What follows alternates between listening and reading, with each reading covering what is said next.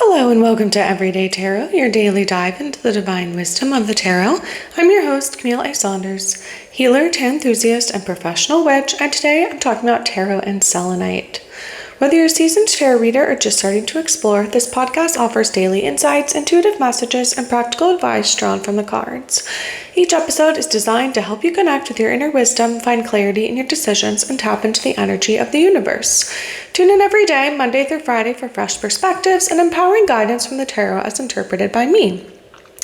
If you love the show, the best way to support it for free is by listening daily, leaving a review, and subscribing or following in your favorite podcast app. I'm offering a 12-week Tarot for Transformation, a live course starting at the end of September.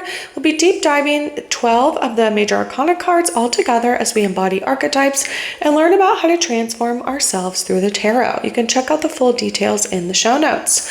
If you are feeling your creativity come back to you and interested in crafting your own tarot cards, you can go ahead and get my full workshop, which includes an hour-long recording that has my step-by-step method, examples of the cards I've created, journaling questions, and a PDF to walk you all through it. The link will be in the show notes to purchase that. I just updated my Patreon benefits to be bigger and better than ever, so if you want an individual card pulled for you once a month live on the podcast, join the Everyday Tarot Patreon family at the Lovers level. I just recently did the New Moon and Libra Collective Tarot reading, and the replay will be in the show notes. So at the end of the Collective Tarot reading is where I pull an individual card for each of my patrons. If you'd like to support the podcast even further, you can get a one-time individual 5-card reading in addition to all the other benefits if you join the Witch Bitch level on the Patreon. If you're local to me, you can check out my Let's Talk Tarot meetup group where we chat with other tarot enthusiasts, bring your favorite decks, and play with tarot and oracle decks all together.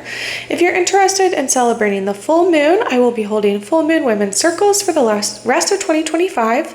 Join my colleague Izzy and I under the glow of the full moon for an evening of connection, reflection, and ritual. We'll be meeting at Thresholds Collective in Tacoma the first Sunday of the month to welcome in the full moon together. The next one will be on October 5th, then November 2nd, and December 7th. And all of the registrations are open for all of those events. So if you want to sign up for one or all, please feel free to do so.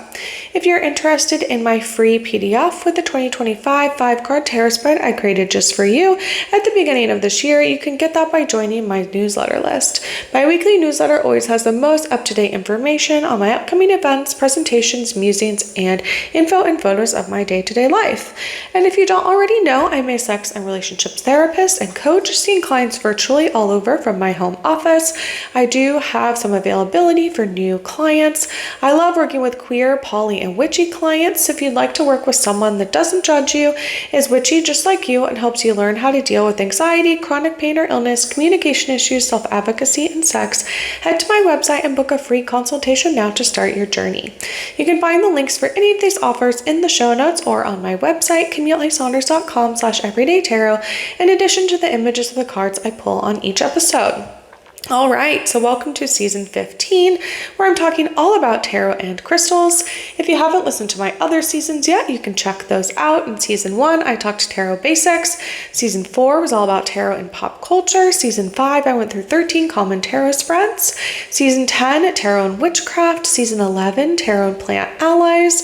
Season 12, tarot and animals. And then I just wrapped up season 14 with frequently asked tarot questions. So like I said, we're in season 15 now, talking all about tarot and crystals, and today I'm talking about tarot and selenite. So we'll get into the myth, the magic, the meaning, some affiliations with the tarot cards, and then I will dive in and see what selenite has to share with us today, what kind of messages are coming through the tarot cards. So let's start with selenite. So I'm going to be reading from the book Stones of the Goddess, 104 Crystals for the Divine Feminine by Nicholas Pearson. Let me find my page here. So selenite. Magical uses are intuition, healing, lunar rituals, purification, alignment, wisdom, justice, past life exploration, karmic healing, dream work, and clarity. The elemental signatures associated with selenite are water and air. The astrological signature are the moon and Cancer. And the goddess archetypes are lunar goddess or the muse, and the formation process is sedimentary. So for the creation of selenite, when gypsum, a calcium sulfate dihydrate material, forms lustrous transparent crystals, it is known as selenite. Gypsum is a common mineral found worldwide and is used commercially in pigments, plaster, and drywall. So you probably have some in your home. Gypsum crystallizes in a variety of forms and colors, generally as a result of secondary or sedimentary processes. It's a soft stone rating only at a 2 on the Mohs scale of hardness. In fact, it is soft enough to be scratched by a fingernail. Some common forms include grainy masses like alabaster, sheets of transparent to opaque crystals, fibrous masses like satin spar, transparent crystals, translucent or opaque crystals, often in delicate clusters, rosettes like desert rose, oh, I've seen that one, twinned crystals like fishtail, swallowtail, or angel wing selenite, and the unusual ram's horn selenite, a curved or spiraling shape. The general properties of transparent crystalline selenite are discussed below, with additional entries for several variations, including desert rose, peach, and satin spar selenite. For the properties of alabaster, there's a separate entry that I won't be getting into. So selenite takes its name from Selene, a Greek goddess of the moon. In ancient Greece, there was a stone known as selenites, meaning moonstone, which may have been the crystalline form of gypsum we call selenite today. Its pearly shine and beautiful optical properties naturally connect the stone to the moon. In ancient Greece and Egypt, it was known as the foam of the moon. So most forms of gypsum, selenite included, form as mineral-rich water evaporates. In many instances, deposits of selenite crystals are the result of inland seas and lakes, leaving behind their salts and other minerals as the water is carried away, transforming the landscape as crystals form. Such selenite crystals are frequently found in abandoned mines that have subsequently flooded, sometimes encrusting human artifacts. This formation process is associated with sedimentary activity, and many selenite crystals exhibit inclusions of water, sometimes with air bubbles or mineral solids visible. I have a selenite necklace, so I'm like looking at mine now. I also have a wand of selenite. The wand looks pretty different. It's more like columnar.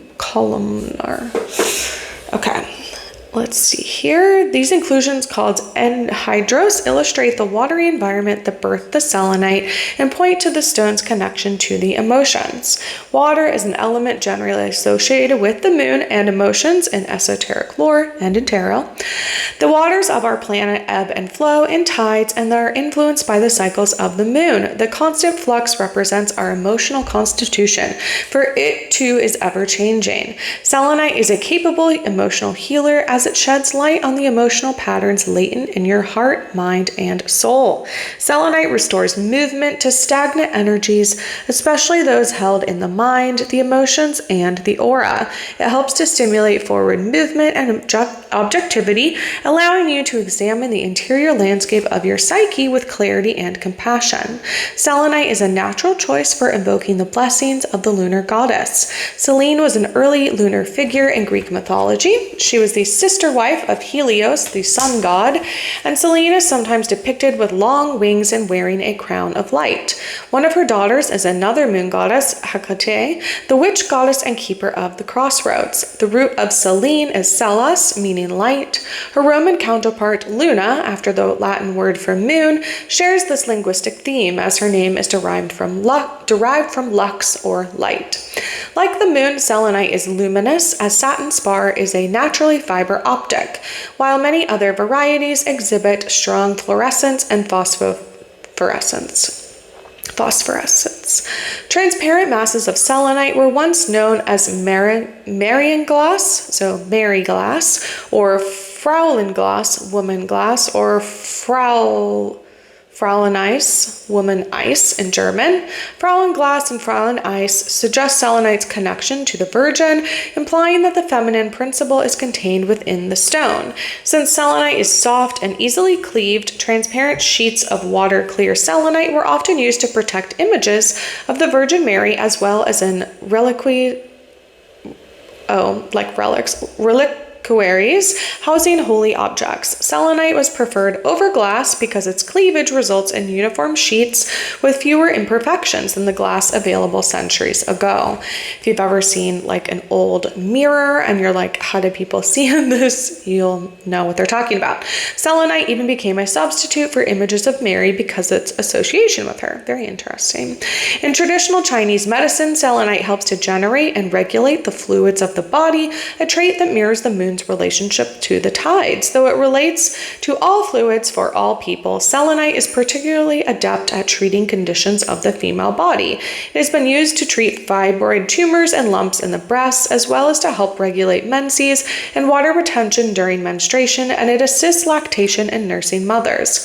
Western lore associates selenite with childbirth, children, and healing childhood trauma, all the domain of the mother goddess.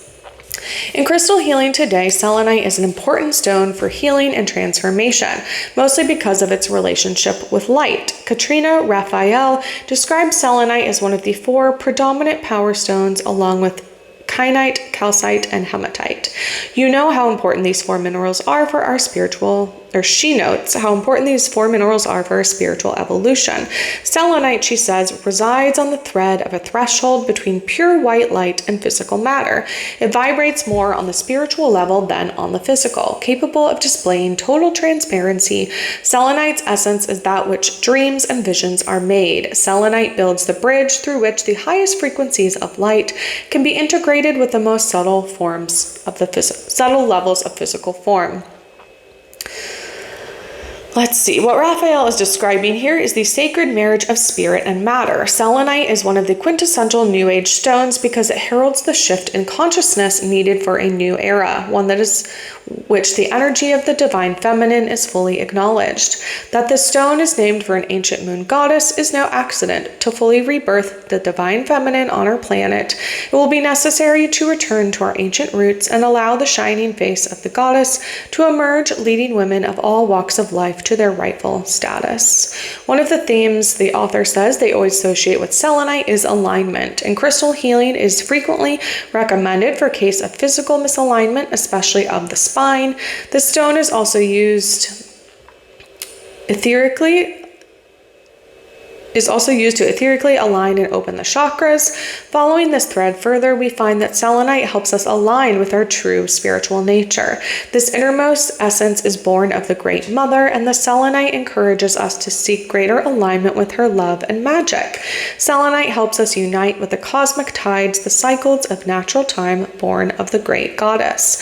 We can take advantage of this on both a personal and planetary level. For the individual, selenite deepens intuition, enhances communication with guides and spirits, and supports deep meditation and dream work. On a grander scale, selenite seeks to align the material world with the spiritual, impregnating all that we do with the transformative power of the divine feminine.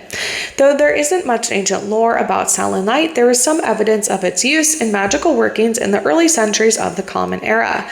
Sandra Kynes reports that tablets made of lead and selenite dating from 200 to 300 CE were discovered on the island of Cyprus. Inscribed in Greek, the selenite tablets contained invocations to chthonic deities, curses, and calls for justice. Archaeologists regard this cache as one of the most substantial records of ancient magical practices. We can surmise that selenite can therefore be employed in modern magic. Use it in times of injustice to shine its brilliant light on the truth, as well as for balance in workings such as binding, banishing, and so forth. Contrary to popular belief, selenite must be cleansed frequently. Its soft, often porous material allows it to act as a sponge in your environment. As a result, along with its brilliant spiritual light, it is adept at cleansing other crystals and ritual tools. I use my selenite wand. When I used to stack all my tarot cards in a tower, I would put the selenite wand on top every time, especially when after I bring them to my tarot meetups, and let anyone use them and touch them in anything. So when I would come back home, I would like kind of cleanse them in that way. You can also put your selenite out under the light of the moon to kind of cleanse it. So you can place other stones, jewelry, or other items on a slab of selenite in a simple way to ensure that they are wiped free of disharmonious energies. Just be sure to exercise care so as not to scratch or otherwise damage your selenite. Since it can be used to cleanse other stones, many sources assert that selenite needs no upkeep of its own, but this is a case of faulty logic. We clean our own bodies in the shower and bathtub, but that does not exempt those facilities from needing to be cleaned as well. Similarly, the sponges used for washing dishes are not miraculously able to clean themselves. The same goes for our stones. Be sure to maintain your selenite by cleansing it often. Avoid methods that involve water, salt, or anything that can be used to damage it, as selenite is very soft, and like they said, it like absorbs things. So if you put it in water or salt or any other thing, it will probably absorb it and it might impact the structure of the crystal. Selenite can be used for facilitating psychic development and enhances meditation and promotes a clear mind, and it makes the dream state more vivid. It is excellent for astral travel and lucid dreaming. In the metaphysical community, selenite is commonly used to access higher guidance and to help you become a clearer vessel for channeling information from non-physical entities. Magically, it can be used for spirit contact, especially since its purifying energy filters out many unhelpful or even harmful beings. Use selenite with your favorite divination tool such as tarot to ensure clear and accurate messages. You can also use it around the home to keep your environment energetically clear and safe. An ancient practice from Mesopotamia reveals that selenite was used to safeguard against evil spirits. It was mixed with bitumen and smeared on the door of a sick person to keep away negative entities. Reminiscent of this ancient practice, small pieces of selenite can be placed above the front entrance to your house to protect and purify all who enter. One of my clients has had so much success with it, she says it stops the devil at the doorway. Be sure to cleanse and empower the stones frequently and visualize a curtain or waterfall of white light streaming from the stone so it will bless all who enter. Use selenite for uncrossing, luck, and peace. It can also be used to seek reconciliation between people. A property likely due to selenite's watery nature and close association with the emotions. It's an excellent choice for a wand. You can choose from naturally terminated crystals, polished wands, and raw pieces that are easily shaped by hand with sandpaper. Such a tool is adept at healing and circle casting and good for many other uses. You can also ground selenite, and it can be added to powders, oils, pouches, flying ointments, and other magical properties. Because it is so soft, it is easy to make selenite powder yourself. Simply grind it in a mortar and pestle. Satin spar, easily attainable, and economically priced, is the best choice for such endeavors. All right, so when we think about its affiliation with the tarot, I would say definitely the moon is on there because of the name, right? Selenite and Selene.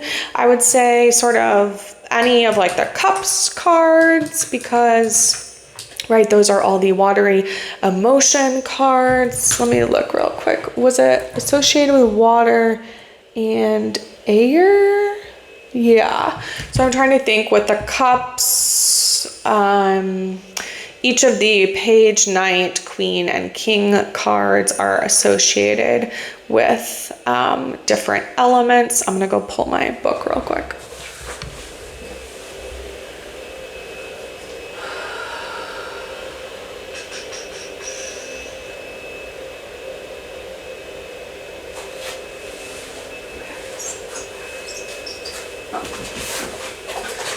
Okay, yeah, my tarot and astrology book. Let's see if I can figure it out real quickly.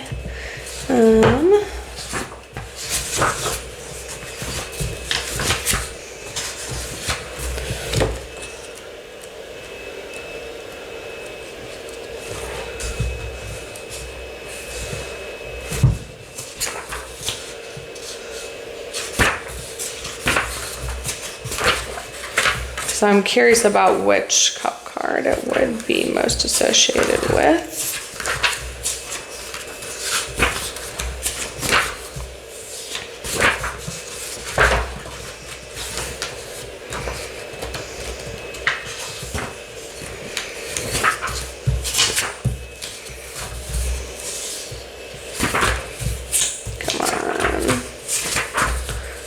Okay, maybe here. Let's see.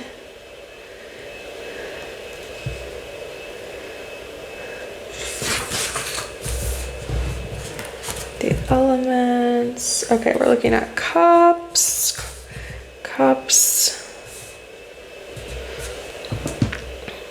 So perhaps also the lovers, kind of because of the reconciliatory nature of the crystal. Because let's see. Yeah, well, like the Queen of Cups, the Lovers, even the Magician, especially because of the wand aspect of it, right? You often see the Magician card as holding a wand in one hand and then something else in the other, one facing up and one down. Also, perhaps like the High Priestess. I'm still trying to see which of the cards. Okay, oh, here it is. So pages, earth, water, cups. So water and air would be kings. Okay, so also perhaps the King of Cups, because kings are associated with air and intellect, and then we have the water associated with cups. So you could have the King of Cups would be kind of the intellectual and emotional aspects of this crystal. So King of Cups, the Magician, and also the Lovers. All right. Okay, let's pull a card and see what message Selenite has for us. I'm gonna pull from the Herb Crafters Tarot, artwork by Joanna Powell Colbert and written by Letitia Guthrie. This one feels right today. So this one is a tarot deck. It has kind of different plant allies and then also tells you about kind of how to utilize the plants, either consuming them or crafting with them, or a different thing, like literal crafting, like making a wreath or something, as well as like kitchen crafting. All right, what message does Selenite have for us today? Okay, I pulled the Ace of Fire, which is associated with mullein, the plant of mullein.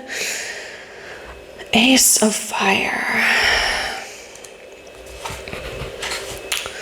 Okay, it says, ignite the flames of creativity, seek inspiration from the light of a witch's torch, and let desire illuminate courage. So the image shows a large meadow glows with late afternoon sun. We see rolling hills in the background. A towering mullein plant points towards the sky. The leaves are fuzzy and soft. We see little flies and beetles or bees and wasps get nectar from the small yellow flowers at the tip of the stalk. Creative inspiration is bubbling to the surface. Pursue an ancient calling from spirit. Take action to magnify your magic. It is closer than you think. Mullein is an easy to find yet often overlooked medicine weed. You already possess the power you need, but you may not recognize it in yourself. Like mullein, inner strength and outer softness move you in an upward direction. Dried mullein stalks are dipped in wax to create torches. Follow the spark that unleashes your creativity. Allow your deepest desires to find expression. Seek courage from your ancestors. So if you want to do some literal crafting, you can make a magical mullein oil, add spicy essential oils like ginger or cinnamon, and apply it to creative tools like paintbrushes, pencils, or dancing shoes to ignite creativity. You can create a witch's torch by dipping the dried mullein stalk in wax. Summon your power during a dark moon, which we are probably coming up to soon. And then rub a drop of mullein oil behind your ears to hear the voices of your ancestors. So a lot of things about creativity, right? Connecting with spirit, and then also with ancestors, which again, always feels appropriate this time of year as we enter spooky season and ancestor season, and the veil is thin, and Halloween and Samhain and Day of the Dead. All right. Well, thanks for joining me today on Everyday Tarot. Links for the tarot decks I talk about will always be in the show notes and on my website if you'd like like to look at them or purchase them. And yeah, thanks for joining me today. Just as a reminder, the podcast comes out daily, Monday through Friday for all of 2025. And you can email me, me@CamilleASaunders.com with your thoughts, questions, and more. All right, see you soon. Bye-bye.